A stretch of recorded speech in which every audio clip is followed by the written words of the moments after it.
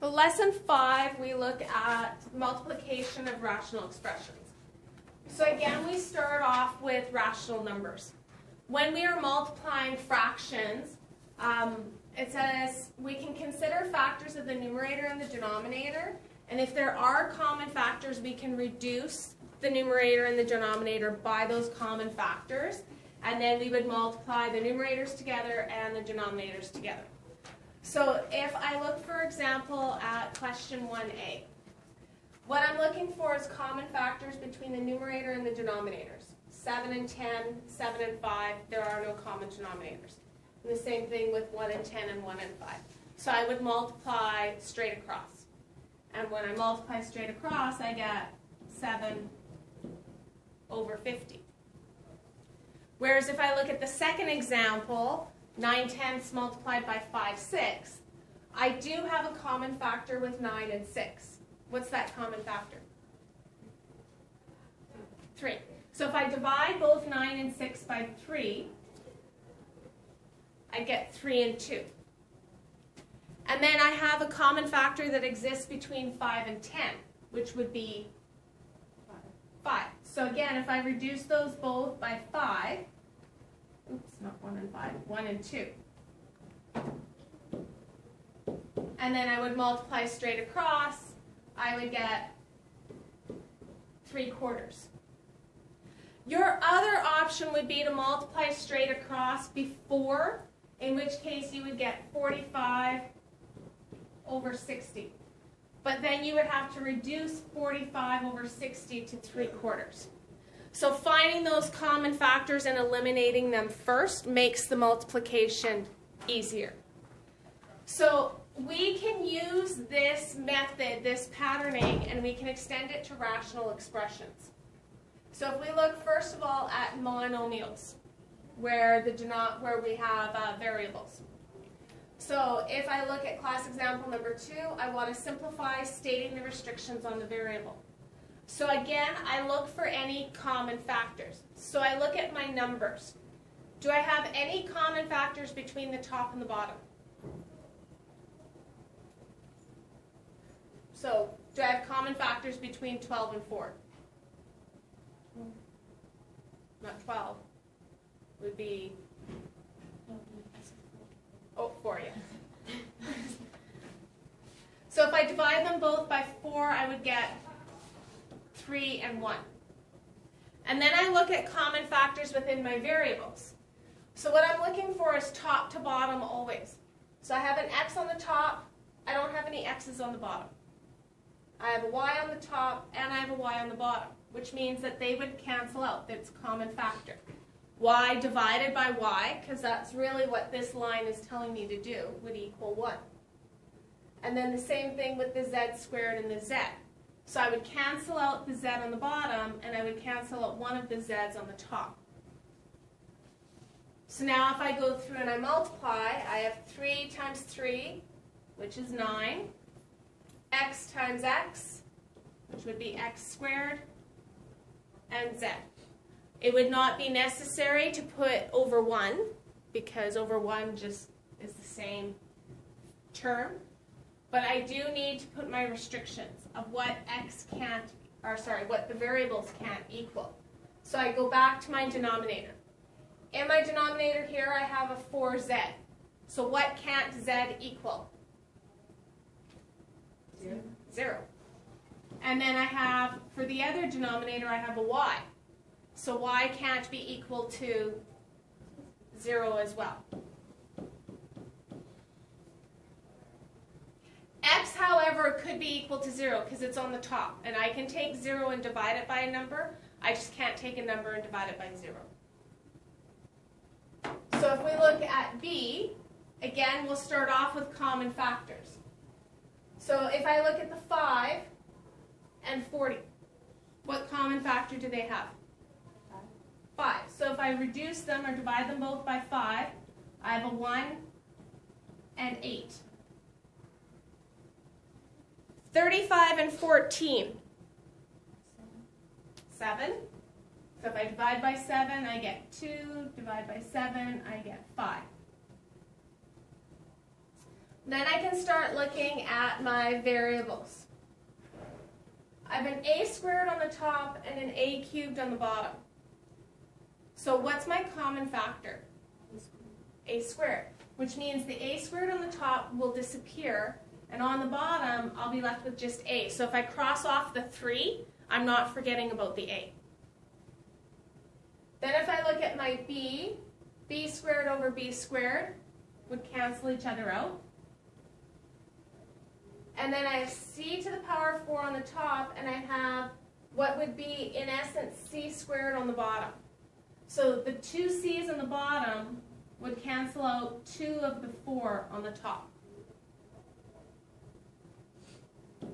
So if I look at my numbers first, I have this 5. And then my letters, if I go alphabetically, I don't have any A's.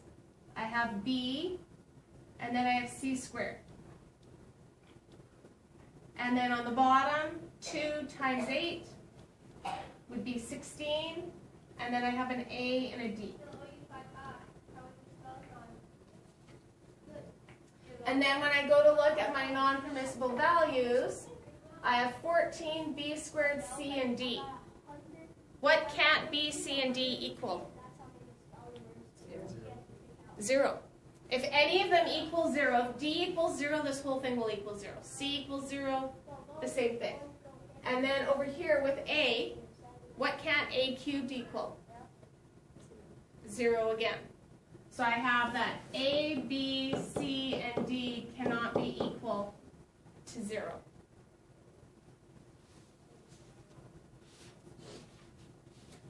So that's multiplication of monomials. Then we get into binomials. It's the same thing. We try to eliminate common factors before we multiply. So not terms, but factors. So if I look at my common factors in this first example, I have an x plus 1 on the top, I have an x plus 1 on the bottom. That becomes a common factor. X plus 1 divided by x plus 1 would equal 1. It cancels out. Can I cancel out the x plus 2? Or sorry, x plus 3? Is it a common factor between the top and the bottom? Yes. So that can also be canceled out. So what I'm left with on the top is 2. And on the bottom, I have this x, and then x minus 2. And then I need to go through and I need to identify my variables, my restrictions. So sometimes it's easier to start with the restrictions before we start canceling things out. So what would my restrictions be? What couldn't x equal? 2?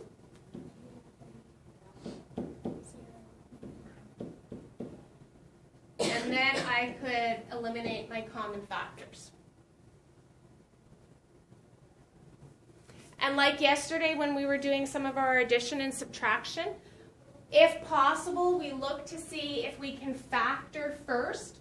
If we can factor a common factor, we look at doing that before we start our multiplication. So if I look at my 4x plus 16, I can factor out a 4. What could I factor out of 4x minus 7? 7. And I'd be left with 2x.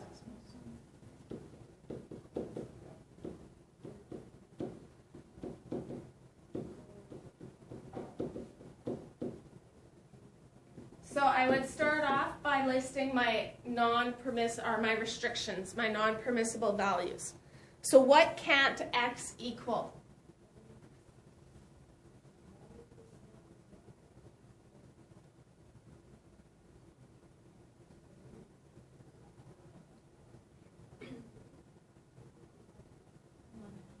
One half, yes.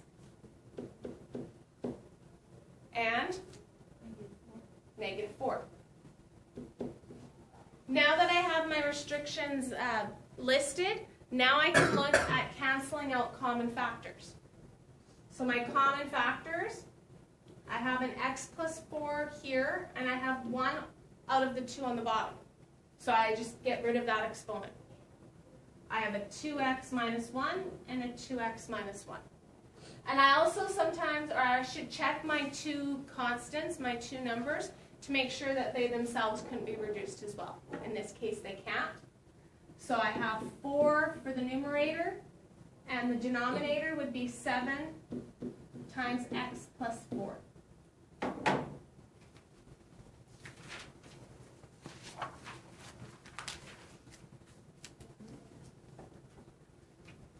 So from here, the change in the questions is just being able to factor before we start off. So if I look at class example number 4, what could I factor out of this binomial? M squared? 2m squared. And what would that leave me with? M minus 2. Okay. What could I factor from the denominator? 3m. And that would leave me with M minus 3. if I factor the trinomial, what would I get?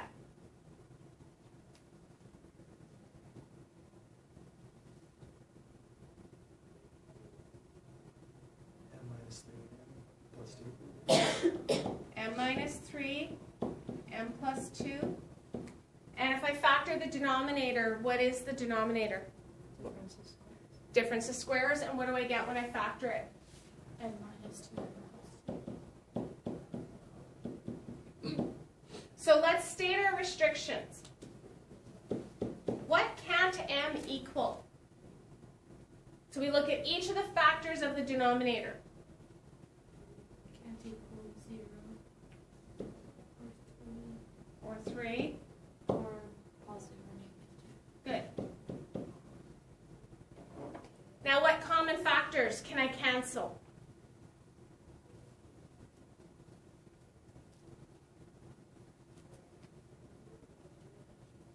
Can cancel out that M minus 2 on top of the number.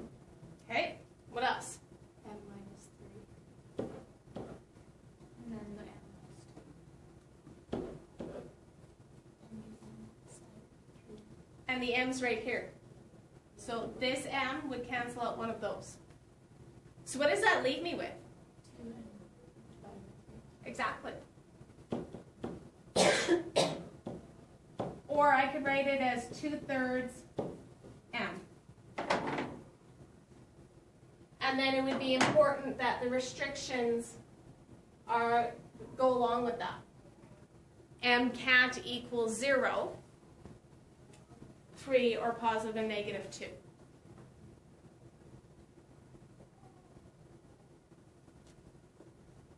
So then we have the last question.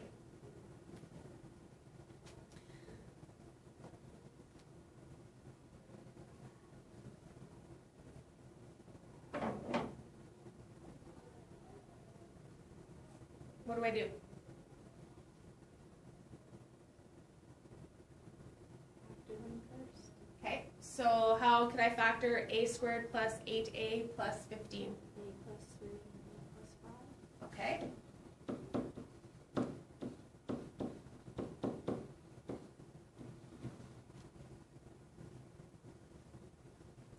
Six a squared plus 21a plus 9. Then factor 3 first. Exactly. So let's take the 3 out first.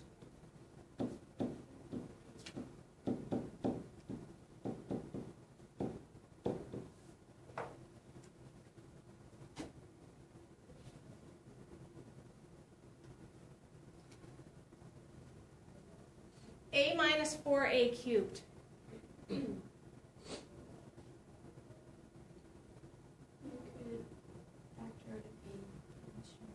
Factor out an A. What do I notice about the way that this one is written and the way that the other 3 are written? The other 3 are written in like descending order, and that one's So could I make this into descending order? If I switch them around and instead of factoring out a positive a,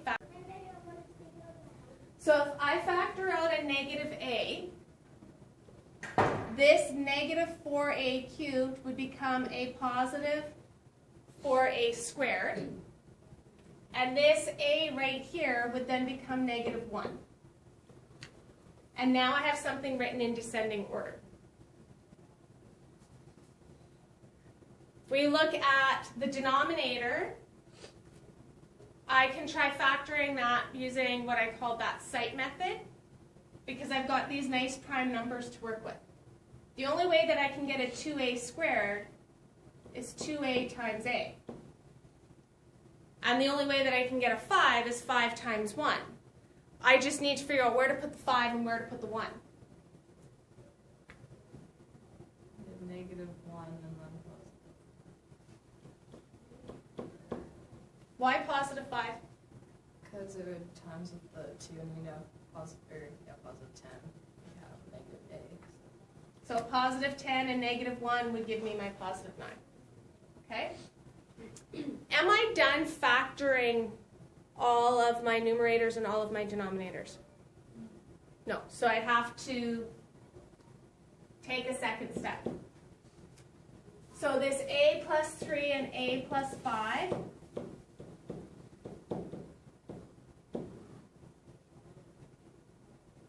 Do you think we can factor this 2a squared plus 7a plus 3 using that sight method? Yeah, because I've got those nice prime numbers again. So the only way I'm going to get that 2a squared is a 2a and an a. And the only way I'm going to get a 3 is a 3 times 1. I just need to figure out where do I put the 3 and where do I put the 1. Plus 1 plus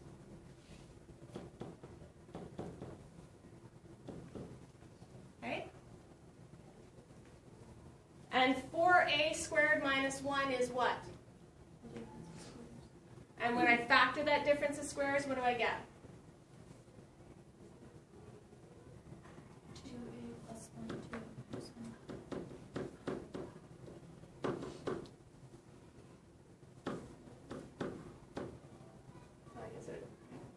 If I wrote the right denominator.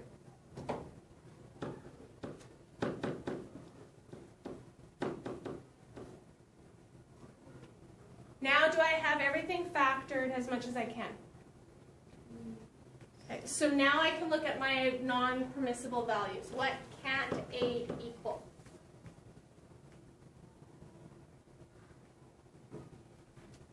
So in this 2a plus 1, what can't a be? Negative 1/2. In a plus 3, a can't be. In 2a minus 1, so now I can put a positive above the 1/2. And in a plus 5, negative 5. And what are my common factors that I can cancel out? A plus 3. 2a plus 1. A plus 5. And 2a minus 1.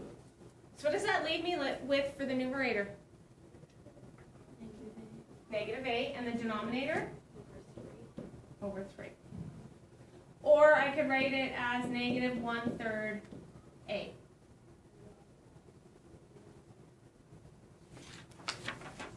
Okay, so your questions, 1b, 2b and c, 3a and c, and 5, 7, 8.